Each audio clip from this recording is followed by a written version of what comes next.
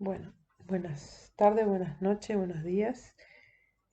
Ahora vamos a ver entonces el tema 11.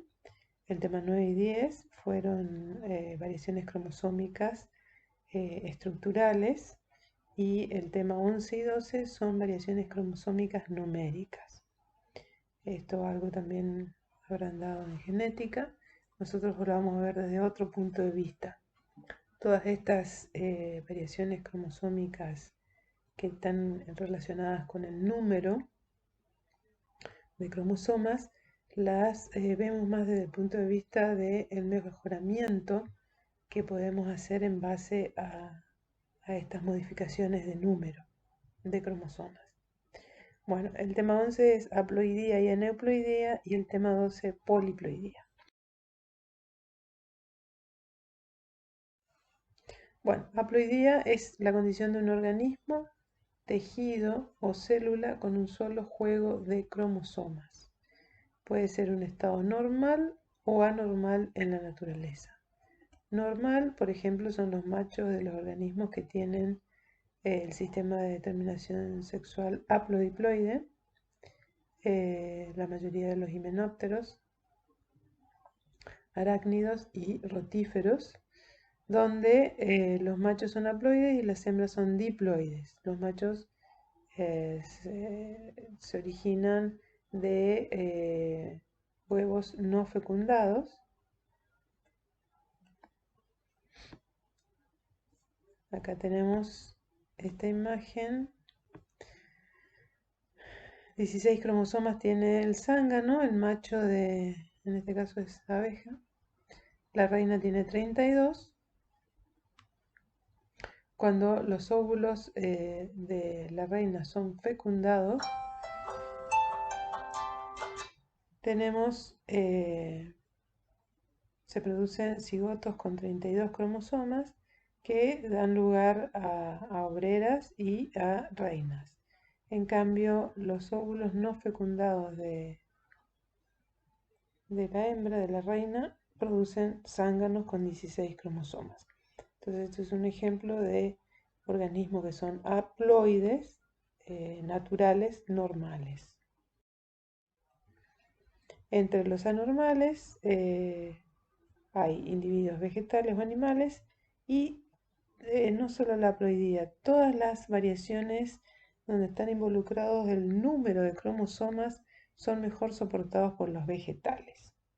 Entonces en estas tres clases hay muchos más ejemplos y se habla mucho más de vegetales que de animales porque no hay tantos ejemplos de haploides, aneuploides y poliploides entre los animales.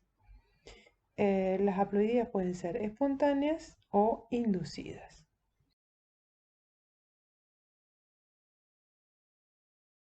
Como les decía, en estos temas de haploidía, aneuploidía, poliploidía, nuestro punto de vista para tratar estos temas va a ser la aplicación de estos fenómenos en mejora. Bueno, entonces comenzamos con la haploidía y cómo podemos utilizarla en la mejora de vegetales en este caso. La mayor aplicación es la posibilidad de obtener formas totalmente homocigotas, o sea, con todos los genes en estado de homocigosis. O sea, esas son líneas puras. Las líneas puras en variedades vegetales son aquellas que son homocigotas para todas sus características. ¿Esto qué ventajas nos da? Que tenemos certeza de la composición del genotipo. Y si queremos hacer cruzamientos con otras plantas, estamos sabiendo qué estamos cruzando y al no tener ningún gen en estado heterocigota. Bueno, entonces, como decía, la mayor posibilidad es la obtención de estos homocigotas tras la duplicación cromosómica de los haploides. Entonces, lo primero que hay que hacer es obtener plantas haploides y después duplicarle el número de cromosomas. Entonces ahí tenemos los individuos completamente homocigotas. Y esto se obtiene con una gran economía de tiempo y de mano de obra, porque en las técnicas convencionales de obtención de líneas puras eran necesarias más o menos entre 5 o 6 y hasta 10 generaciones de autofecundación. O sea, nosotros teníamos las variedades de maíces, por ejemplo, y teníamos que hacer autofecundación de una generación, autofecundación, otra autofecundación, cada año, fecundar cada año, hasta 10 generaciones más o menos, y recién ahí, gracias a esa autofecundación, estaríamos en condiciones de tener líneas puras. En cambio, con la obtención de plantas haploides y posterior duplicación de los cromosomas, eso en una o dos generaciones se lograría. Entonces, la economía de tiempo y por supuesto de mano de obra es muy importante con este método de obtención de líneas puras. Las ventajas entonces es la obtención de líneas puras, como dijimos, de forma más rápida, y la detección de mutantes recesivos. Los haploides, si yo tengo haploides, plantas haploides que puedan sobrevivir en ese estado, con un solo juego de cromosomas, entonces voy a poder detectar aquellas características que son mutantes recesivos, porque al estado heterocigoto esos mutantes están, como son recesivos, no se manifiestan. Entonces yo obtengo haploides, como voy a tener un solo juego de cromosomas, puedo detectar esos mutantes recesivos. Ahora, ¿cómo logro obtener plantas haploides? Bueno, los métodos de obtención que yo les doy son dos, pueden haber más. Uno de ellos es cruzamientos interespecíficos con eliminación de los genomios de un padre por incompatibilidad genética. Eso es más difícil de dar justo con especies que al cruzarse entre sí sean tan incompatibles que se elimine los genomas de uno de los progenitores. Pero hay casos en que eso sucede. Pero lo más común es realizar el cultivo de anteras y microesporas, que serían granos de polen, lo más frecuente es el cultivo de granos de polen, para obtener, o sea, plantas in vitro a partir de granos de polen. Como los granos de polen son haploides, entonces las plantas que se generen de esas células, de esos granos de polen, van a ser haploides. Bueno, acá tenemos un ejemplo de obtención de haploides por hibridación interespecífica. Dos especies diferentes del género Ordeum vulgare, una, Bulbosum la otra. Ordeum vulgare es la cebada, 14 cromosomas, Bulbosum también con 14 cromosomas. Se hace un cruzamiento interespecífico y ocurre la eliminación del set cromosómico de Bulbosum.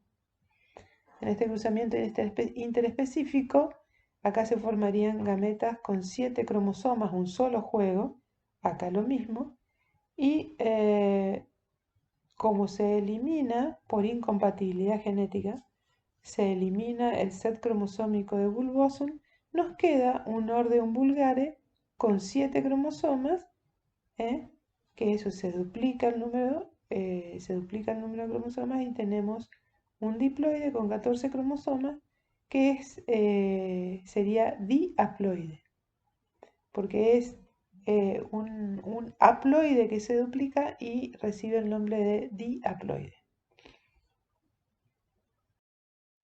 Bueno, acá tenemos una tabla donde se muestran distintos tipos de cruzamientos, pero siempre entre vulgare, identificado con la B corta, y bulbosum, con la B larga. Vemos que cuando se cruzan individuos diploides entre sí, independientemente de quién es el progenitor femenino o masculino, hay prácticamente un 100% de obtención de plantas haploides con el genoma de Bulgare, eliminándose los genomas de Bulbosum. Bueno, y acá hay cuando se utilizan tetraploides, también hay un 100% de eliminación del genoma de Bulbosum. Bueno, acá hay tres que no, pero prácticamente es completo. Entonces, esta es una forma de obtención de plantas haploides de Bulgare, pero el tema con esta técnica es que no en todos los casos que uno haga hibridación interespecífica entre dos especies de las cuales una queremos obtener haploides, no siempre se va a eliminar el otro genoma, ¿no? Entonces eso es una cuestión muy azarosa. Y otra cuestión que no es menos importante y que también es un factor de fracaso en estas técnicas es lograr plantas después de un cruzamiento, lograr plantas híbridas. Entonces, primero lograr plantas híbridas y después que ocurra la eliminación de uno de los genomas. Los eventos citogenéticos que ocurren y que dan como resultado final la eliminación del genoma, en este caso de Bulbosum, son estas: fragmentaciones cromosómicas, degradación de cromatina, formación de micronúcleos, cromosomas rezagados, fallas en la migración hacia los polos. Y todas esas cuestiones citogenéticas se dan muy temprano en la embriogénesis, entre el tercer y 11º día después de la polinización, muy temprano en la embriogénesis. Ya se elimina por completo el genoma de Bulbosum. Otro ejemplo de eliminación de genomas en cruzamientos interespecíficos es con el caso de Solanum pureja, que es un Solanum silvestre pariente de la papa, y el cruzamiento con Solanum tuberosum, se elimina el genoma de pureja y nos quedan Solanum tuberosum haploides. La otra técnica, que es la más utilizada para la obtención de haploides, es el cultivo de anteras y microsporas. El cultivo de anteras es el cultivo de una anterita, de una flor, y el cultivo de microsporas es directamente el cultivo de grano de polen o de una microspora femenina también, pero lo más común, porque es más fácil de obtener, más sencillo, son los granos de polen. Bueno, entonces lo que se hace a partir de una antera es realizar el cultivo de la antera y tener suerte que a partir de un grano de polen que están dentro de estas anteras se genere una planta.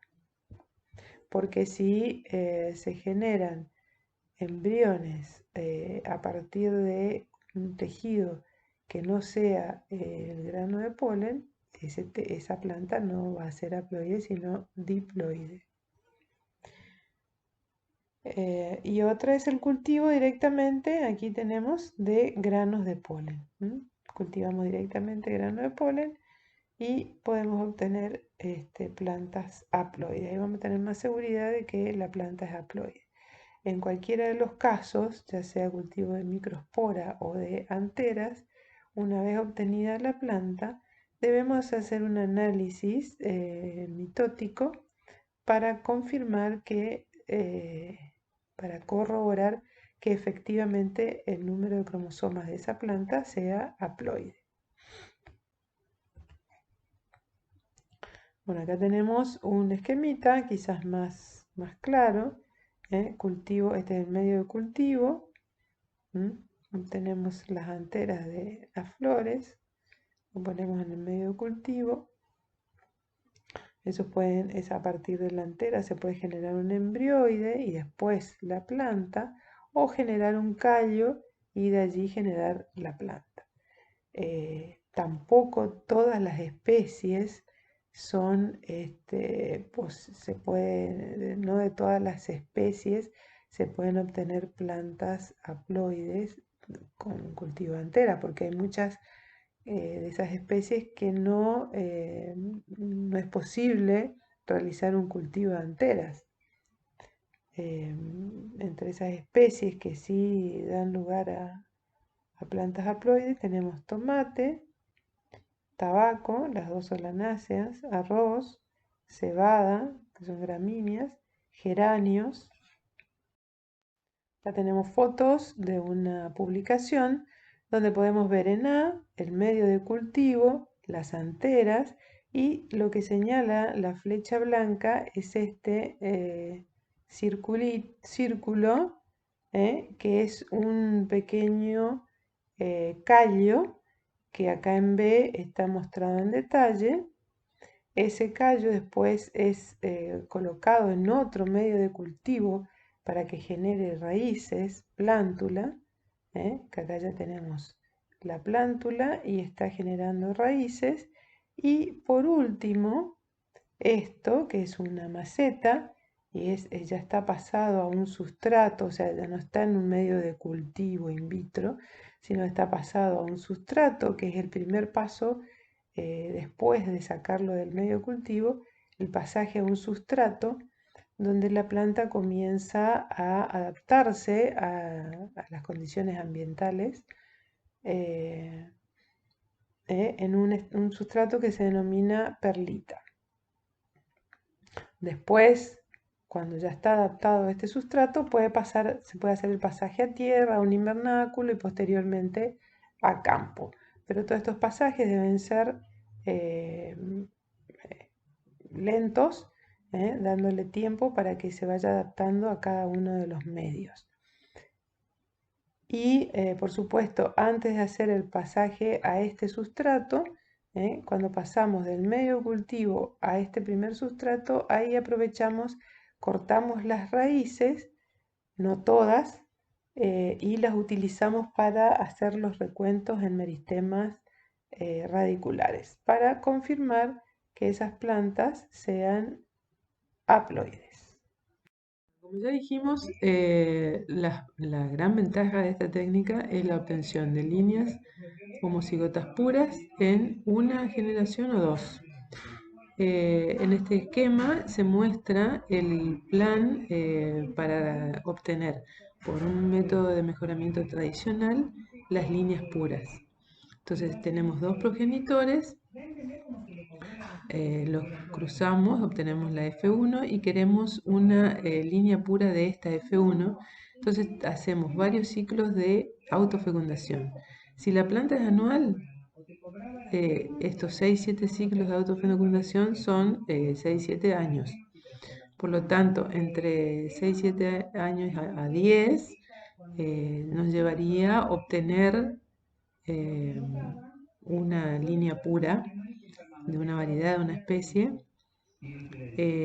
pero o sea, el tiempo depende del material, cómo se comporta el material, es variable, pero mínimo 6 o 7 años. Bueno, eso conlleva una gran economía de mano de obra y espacio, como ya habíamos dicho, ya que con el cultivo in vitro o el cruzamiento interespecífico, en 1 o 2 años y con mucho menos espacio y mano de obra, se pueden lograr las plantas haploides. Bueno, este es otro ejemplo de la ventaja que venimos hablando. En este trabajo el objetivo es producir individuos con genotipo doble homocigota recesivo, o sea, A chica, chica, B chica, B chica. Y se parte de esta generación parental, estos padres. Se realiza el cruzamiento, este padre produce un solo tipo de gameta, este también, y se obtiene la generación F1, que es un doble heterocigota. A partir de este doble heterocigota, por el método convencional de obtención de líneas puras, lo que se hace es una autofecundación. En esa autofecundación, en una generación, nosotros vamos a tener un genotipo entre 16 del genotipo deseado. Este es el cuadrado de Punnett, que lo habrán visto en genética. Entonces, 1 en 16 es la probabilidad de que obtengamos un doble homocigota recesivo por el método convencional de mejoramiento. En cambio, si nosotros hacemos cultivo de anteras, de las anteras de este híbrido, los granos de polen, los genotipos probables de los granos de polen va a ser AB, estos cuatro, ¿no es cierto? Entonces, si yo obtengo plantas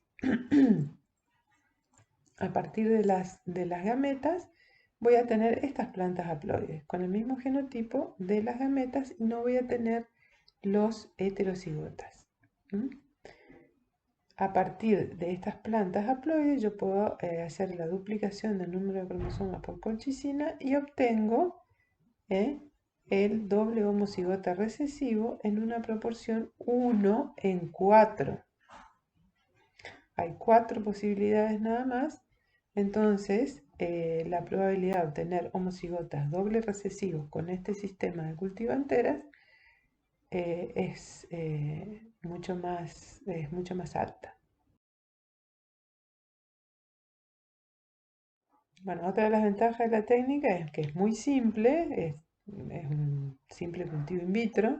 El punto de inflexión es que las plantas respondan positivamente al cultivo y generen plantas. Porque hay muchas especies que no responden a los cultivos in vitro. Bueno, los granos de polen uninucleados es el estado ideal para el cultivo. O sea, lo que se debe cultivar son los granos de polen uninucleados, porque ese es el estado ideal para la generación a partir de allí de una planta haploide. Y bueno, y el número de plantas que se produce es mucho mayor y en una forma mucho más rápida. Bueno, y acá estamos con aneuploidía, que es la pérdida o ganancia de uno o más cromosomas de un genoma. Este tipo de irregularidades donde están involucrados el número de cromosomas son mucho mejor soportadas por los vegetales que por los animales. Por lo tanto, los ejemplos en vegetales son mucho más frecuentes. La aneuploidía ocurrida en forma espontánea es bastante frecuente en la naturaleza y depende de el organismo es más o menos viable dependiendo de qué cromosomas y genes están implicados. Y el origen de las aneuploidías son las no disyunciones en meiosis o en mitosis. La no disyunción significa no segregación en metafase 1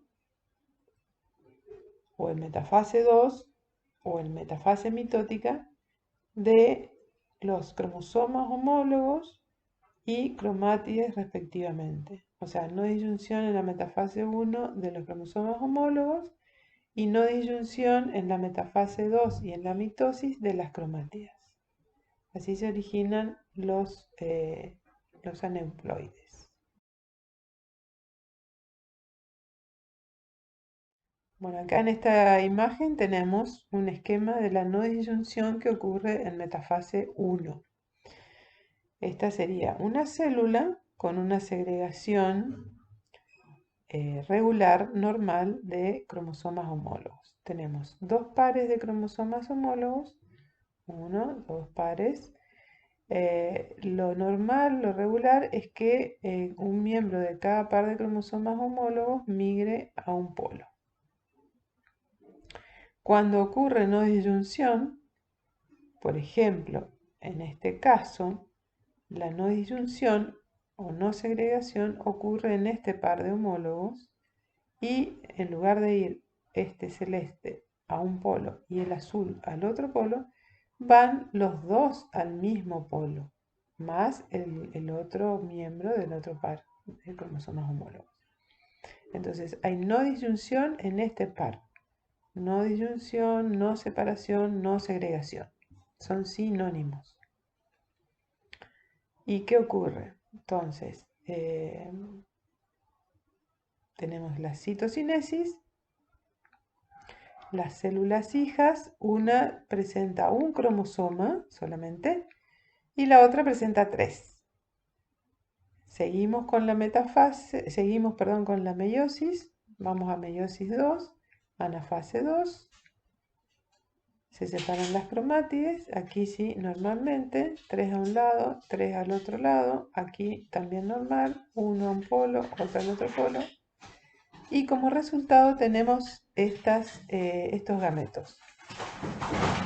Un gameto con 3 cromátides, otro gameto con 3 y 2 con 1, cada uno con 1. Por lo tanto, el número gamético de cromosomas es n. En este caso va a ser n más 1, porque el n normal tendría que haber sido 2. Y no es 2, es 3. Entonces es n más 1. Y en este caso es n menos 1. Entonces, aquí tenemos gametos aneuploides, donde a 2 les sobra un cromosoma y a los otros 2 les falta un cromosoma, originados por una no disyunción en metafase 1.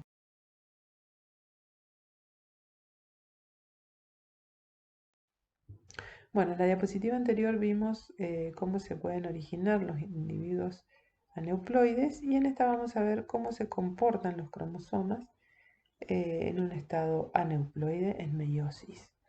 Partimos de un diploide normal con 2n, 6 cromosomas, 3 pares de cromosomas homólogos y en meiosis forman 3 bivalentes.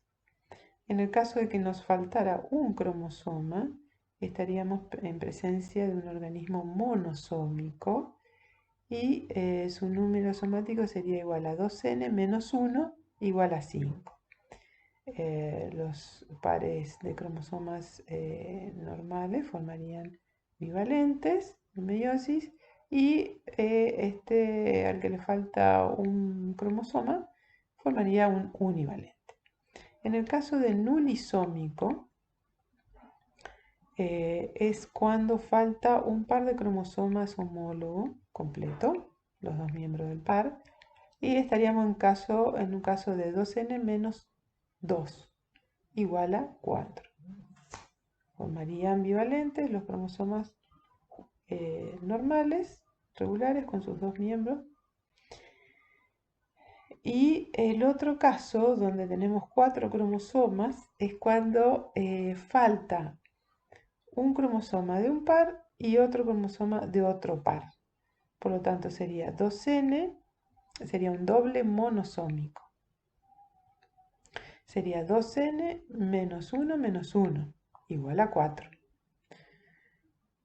Y allí formaría que tiene los dos miembros del par, formaría bivalentes. Este azul que le faltaría uno, un univalente, y el rojo que le faltaría uno también, otro univalente. Entonces tendríamos un bivalente y dos univalentes. En el caso de que tengamos un cromosoma, además estaríamos en presencia de un trisómico.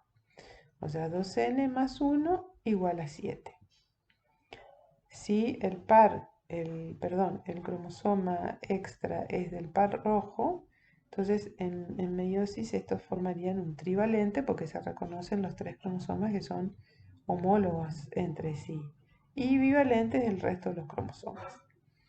En alguna bibliografía a esto le llaman trisómico primario y al trisómico terciario, que sería este caso que tiene un cromosoma extra, el cual es producto de una translocación entre el cromosoma azul y el rojo.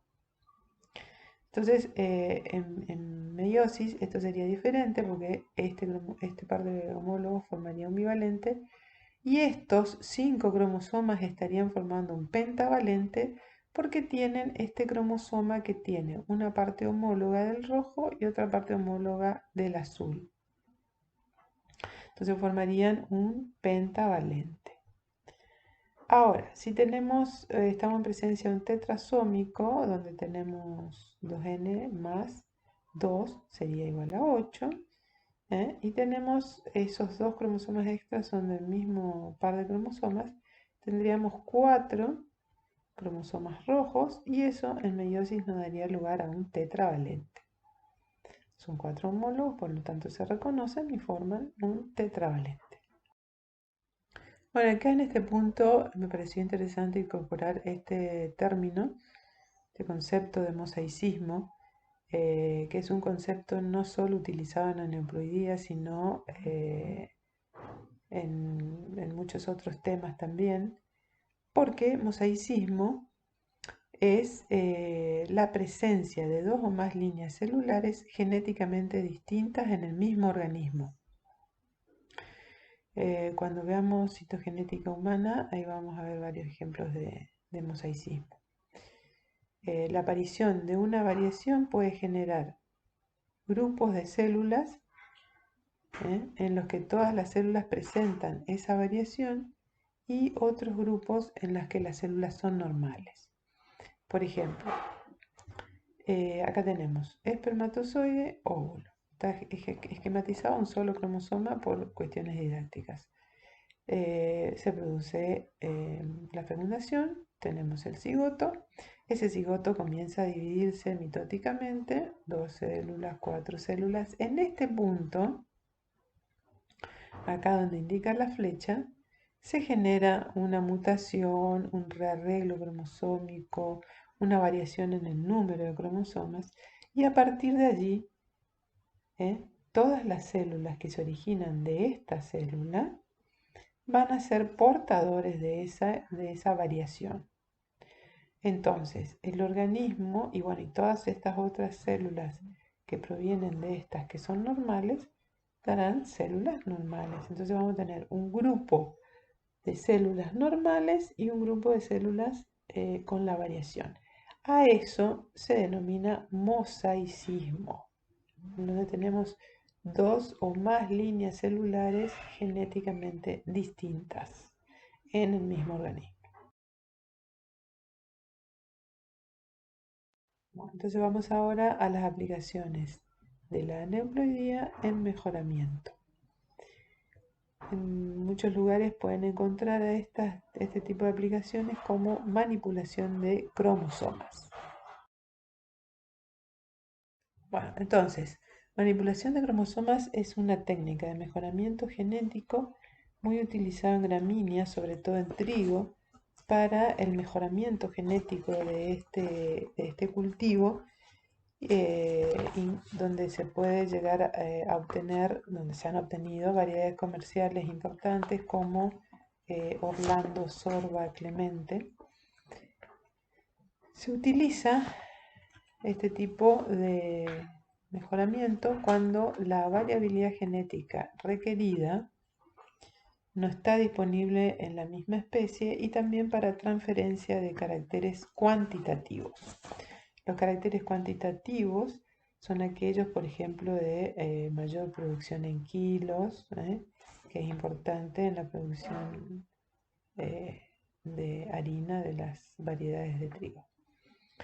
Tenemos dos tipos de líneas, líneas de adición cromosómica que tienen cromosomas extra y las líneas de sustitución cromosómica, donde el objetivo es que un par cromosómico del receptor es reemplazado por un par del donador.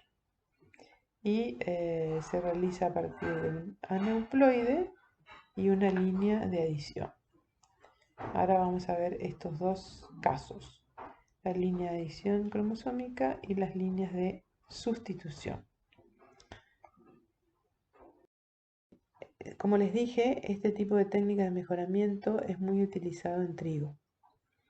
Supongamos que en centeno hay características que quiero incorporar a trigo. Entonces, una estrategia es la producción de líneas de adición. ¿Cómo se hace? Este es el proceso. Tenemos al trigo, que es hexaploide, que tiene 6 genomas y forma 21 bivalentes. Y centeno, que tiene 14 y forma 7 bivalentes, tiene 2 genomios. Ambos tienen el mismo número básico, que es 7. Se cruzan, la F1 tiene 28 cromosomas tetravalentes, forma 28 univalentes, porque del trigo viene un genoma A, un B, un D y de centeno un R, A, B, D, R. No hay homólogos, forma univalentes. Se hace un tratamiento de colchicina para evitar la formación del uso mitótico y eso nos genera poliploides, duplicación del número de cromosomas, y nos genera un anfidiploide con 56 cromosomas, o sea, un octoploide, el cual tendrá estos genomas, por lo tanto va a formar 21 bivalentes de trigo y 7 de centeno. El paso que sigue es el cruzamiento de este material con el trigo. Hexaploide forma un heptaploide, 49 cromosomas, con estos genomas. 3 de estos vienen de aquí y 3 de aquí y el de centeno del anfidiploide. Los genomas de trigo van a formar bivalentes y el de centeno univalentes. Estos univalentes, como sabemos, se van a ir perdiendo porque no tienen pareja, hasta que uno de ellos es retenido y tenemos así una línea de adición monosómica. Cuando generamos esta línea de adición monosómica, por supuesto que en todos estos pasos hay controles citogenéticos del número de cromosomas. Cuando obtenemos esta línea de adición, vamos a tener 43 cromosomas. 42 de trigo, que forman 21 bivalentes, y uno de centeno, que forma un univalente. Esto se autoestabiliza. No me pregunten por qué este univalente no se pierde, porque yo siempre estoy diciendo que se pierden y acá vemos que se pierden, pero bueno, se controla cuando hay uno y suele ocurrir que, o es común que ocurra, que esto se estabiliza, se autoestabiliza y genera una línea de adición disómica, donde tenemos 21 bivalentes de trigo, los corrientes, los comunes, o sea, AA, BB, DD, y 2 cromosomas, 6 juegos de cromosomas de trigo, 42 cromosomas, y 2 cromosomas, no 2 juegos, 2 cromosomas de centeno, que me da lugar a 44, 21 bivalentes de trigo y un bivalente de centeno. Y ahí generamos la línea de adición disómica, o también podemos quedarnos con esta línea de adición monosómica. Pero esta es más estable porque tiene un par de cromosomas de centeno.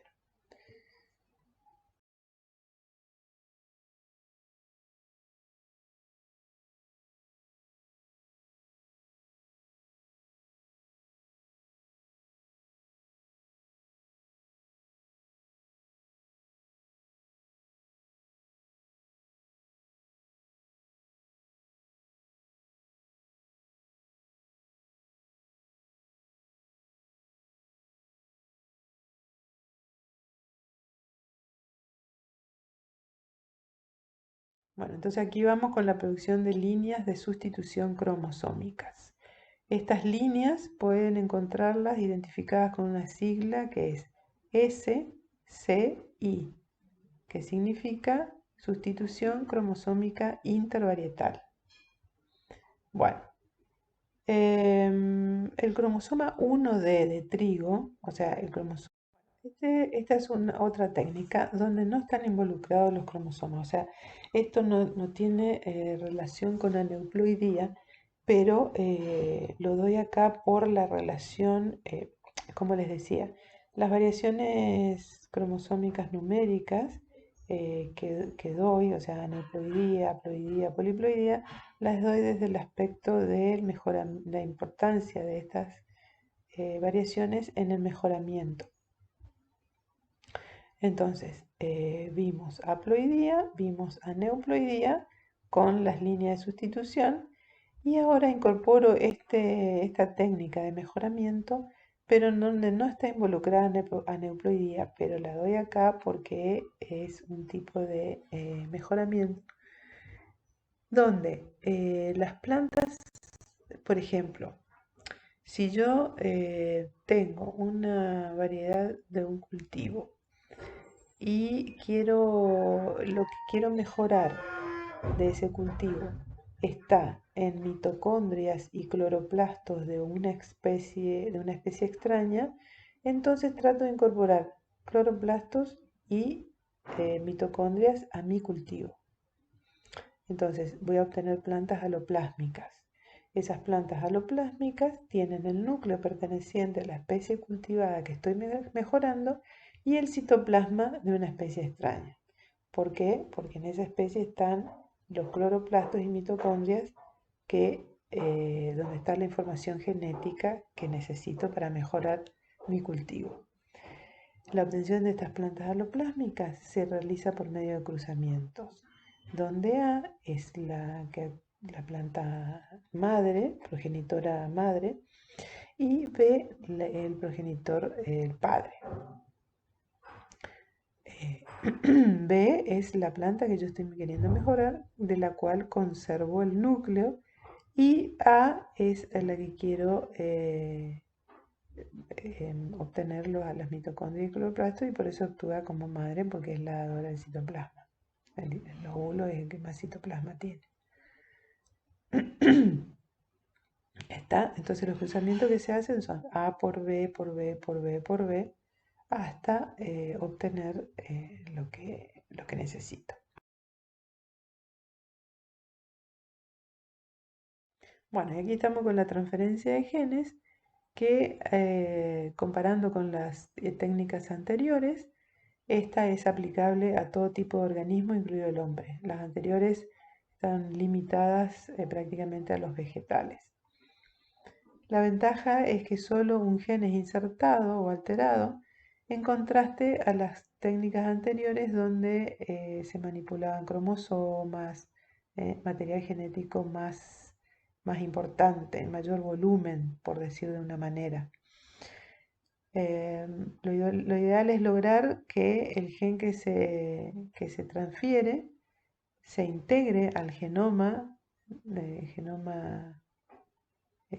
al cual se transfiere y que se exprese correctamente. Esto es muy difícil de lograr. Los métodos que se utilizan son microinyección, electroporación, microproyectiles, vectores como los virus, bacterias, cromosomas artificiales. Bueno, en esta figura vemos la microinyección. El ADN a transferir es lineal. Acá tenemos la microjeringa, microaguja. Y esta sería la célula receptora, que es un cigoto recientemente formado. Esta es una foto, una microfotografía, donde tenemos un óvulo. Y esto es la la microaguja que se inserta dentro del óvulo. Y como el núcleo es muy pequeño, el ADN se inserta en el citoplasma.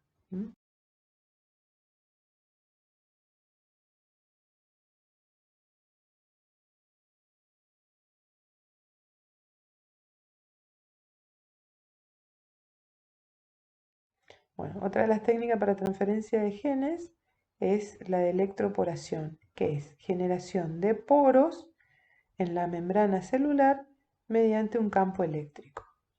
Entonces tenemos las células y tenemos el ADN que queremos incorporar a estas células. Se somete a un campo eléctrico por poco tiempo, 2 a 3 minutos, se generan los poros en la membrana, el ADN se incorpora a la célula y luego esa membrana celular es restaurada, se reconstituye y nos quedan entonces las células transformadas con ADN.